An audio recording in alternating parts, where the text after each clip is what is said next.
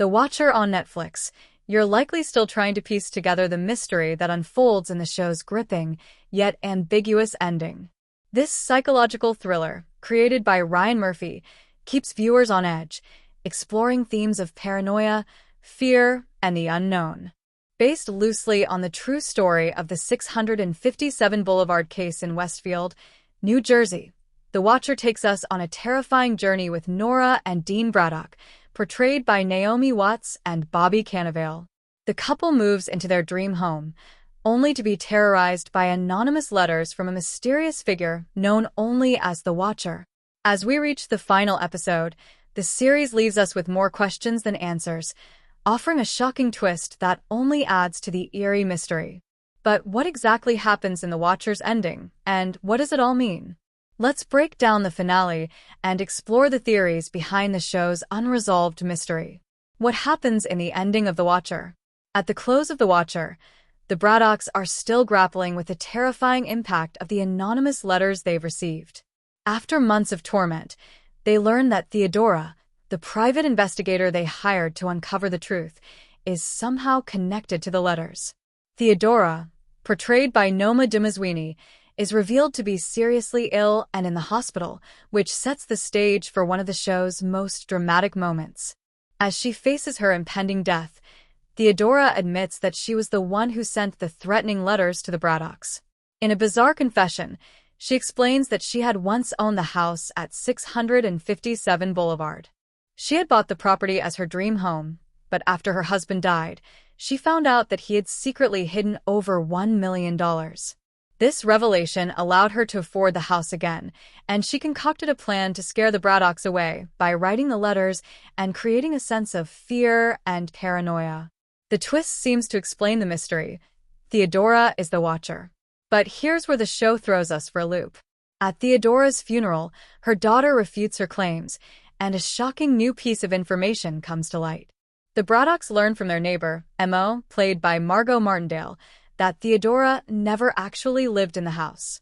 In a rare double twist, it turns out that Theodora lied on her deathbed, seeking to provide closure for the Braddocks, but in reality, she had never been the Watcher. She was simply trying to give them an answer after they had been tormented by a mystery she could never solve. Why did Theodora claim she was the Watcher? The question of why Theodora would take the fall for the Watcher is central to understanding the ending. Theodora, facing her death, likely wanted to offer the Braddocks some sort of closure, even if it wasn't the truth. Having been involved in the case for so long and never finding the real culprit, she may have felt that claiming responsibility would allow the Braddocks to move on from the nightmare. Moreover, Theodora's confession highlights one of the key themes of The Watcher: obsession. Much like Dean Braddock, whose obsession with the Watcher eventually leads him down a dark path, Theodora becomes fixated on the house and the mystery surrounding it. Her desire to reclaim what she once had drives her to fabricate a story that provides an explanation, even if it's entirely false. Who else could have been the Watcher? The show leads us down several potential paths in the search for the true identity of the Watcher, only to leave us questioning everything by the end. One of the most obvious suspects throughout the series is Karen, the realtor played by Jennifer Coolidge. Karen shows a clear interest in the property and seems to know more about the house than she lets on, especially regarding its secret subterranean tunnels.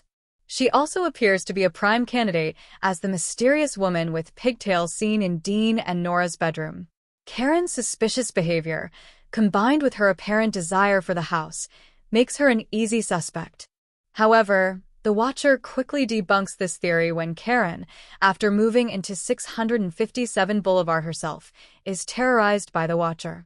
The masked assailant chases her out of the house, and Karen suffers more in her short time there than the Braddocks did during their entire stay. This twist is necessary to eliminate Karen as the Watcher, making it clear that she, too, is a victim of the same terror that the Braddocks endured. Was Dean Braddock becoming the Watcher? Throughout the series, we see Dean Braddock becoming increasingly consumed by the mystery of the Watcher. Like other iconic characters in horror fiction, such as Jack Torrance from The Shining, Dean begins to spiral into obsession and paranoia. In the series finale, we see Dean revisiting the house, watching the new inhabitants collect their mail and spiraling further into madness.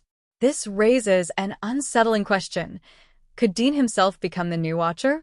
However, it's important to note that the Watcher doesn't follow the typical horror narrative where the protagonist becomes the villain. Dean never takes any active malevolent action. Instead, his obsession with the house and the Watcher's mystery mirrors the show's broader theme of how trauma can consume individuals. Dean and Nora both remain haunted by their experience at 657 Boulevard, and while Dean's behavior suggests a descent into madness, he never crosses the line into villainy.